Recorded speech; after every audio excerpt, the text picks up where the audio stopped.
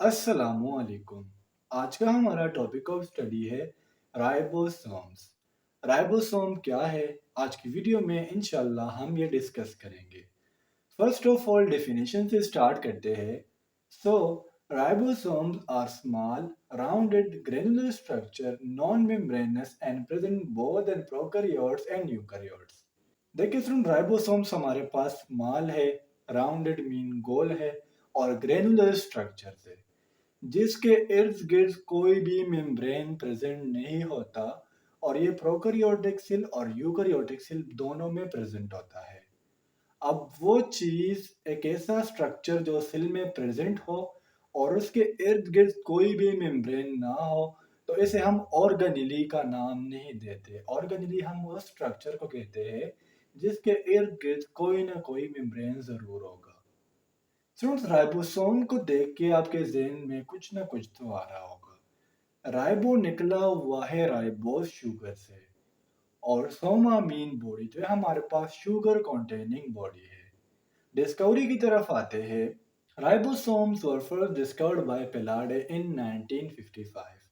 Ribosome को जब 1955 में पेलाडे ने डिस्कवर किया था, तो इन्होंने राइबोसोम को राइबोसोम का नाम नहीं दिया था, बल्कि इन्होंने for the first time ribosome को नाम दिया था माइक्रोसोम का।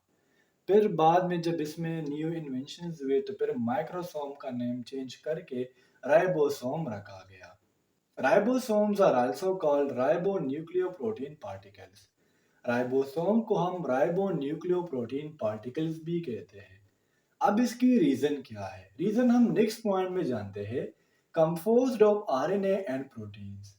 राइबोसोम में हमारे पास में जो आरएनए है और प्रोटीन्स है, इनकी इक्वल अमाउंट होती है, यानी हम कह सकते हैं 50-50% होते हैं, जिसकी वजह से हम राइबोसोम को राइबो न्यूक्लियो प्रोटीन का नाम भी देते हैं।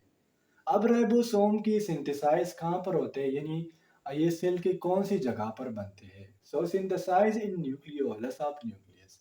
न्यूक्लियस के अंदर हमारे पास एक राउंडेड स्ट्रक्चर होता है जिसे हम न्यूक्लियोलस कहते हैं, और राइबोसोम की जो फॉर्मेशन है वो न्यूक्लियोलस में होती है। अब सुनो, राइबोसोम्स के हमारे पास टू टाइप्स है। एक है 70s राइबोसोम और एक है 80s राइबोसोम। ठीक है। अगर हम 70s राइबोसोम की बात करें, प्रेजेंट इन प्रोकैरियोट्स, यानी जो 70s राइबोसोम होगा ये प्रोकैरियोटिक सेल में प्रेजेंट होगा। जिस तरह अगर हम बैक्टीरिया की बात करें, तो वहां पर जो राइबोसोम होगा वो 70s होगा। एस मीन्स स्वेडबर्ग यूनिट, जिसमें जो स्मॉलर सब यूनिट होता है वो होता है 30s एंड लार्जर सब यूनिट होता है 50s। सुनते हमारे पास एक राइबोसोम है। राइबोसोम के हमारे पास टू यूनिट्स होते हैं जिसे हम सब यूनिट्स का नाम देते हैं।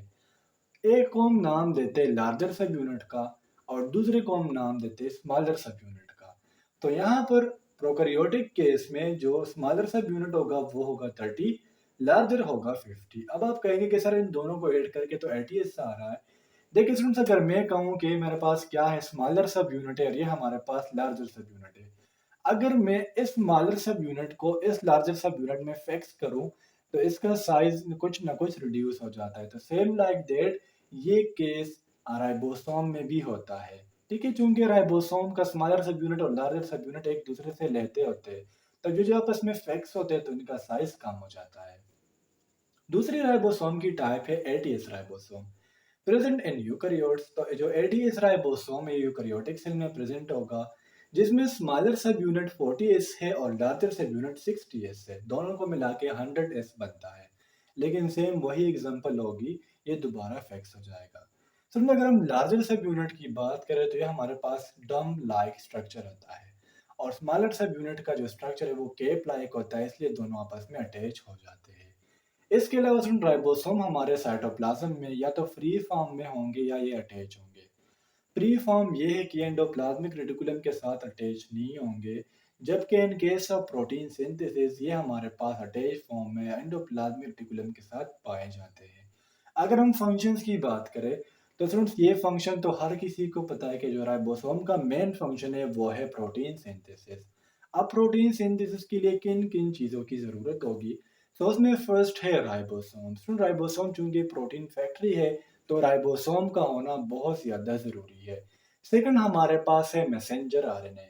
मैसेंजर आरएनए वो आरएनए है जो स्मॉलर और लार्जर सब यूनिट के बीच में अटैच होगा और इसमें हमारे पास कोडॉन प्रेजेंट होते हैं।